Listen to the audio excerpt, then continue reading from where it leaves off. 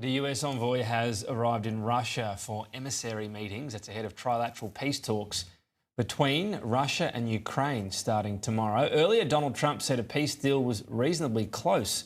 Ivor Bennett has the latest from Moscow. This is, it seems, a renewed push for peace from the Trump administration. His envoys, Steve Witkoff and Jared Kushner, as you say, are inside the Kremlin right now, meeting with Vladimir Putin, presenting their latest iteration of the peace plan.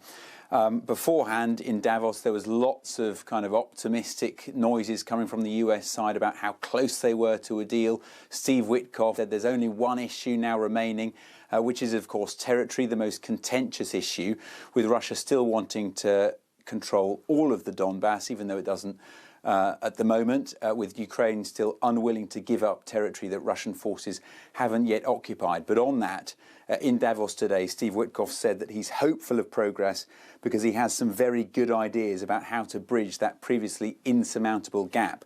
But I have to say, now, we have been here before. Witkoff, whenever he comes to Moscow, Russia, this is the 7th time he's meeting Vladimir Putin.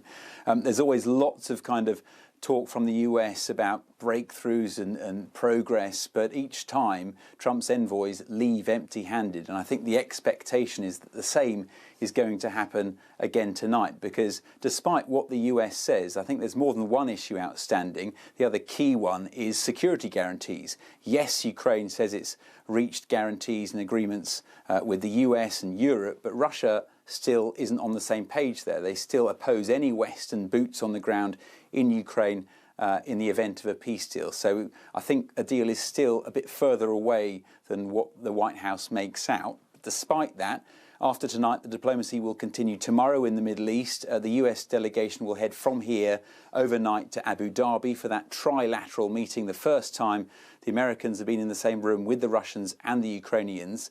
Ukraine is sending a top team, but still no word from Moscow about who's going from their side and whether they're going to attend at all. And I think we won't hear anything until tonight's meeting inside the Kremlin has concluded.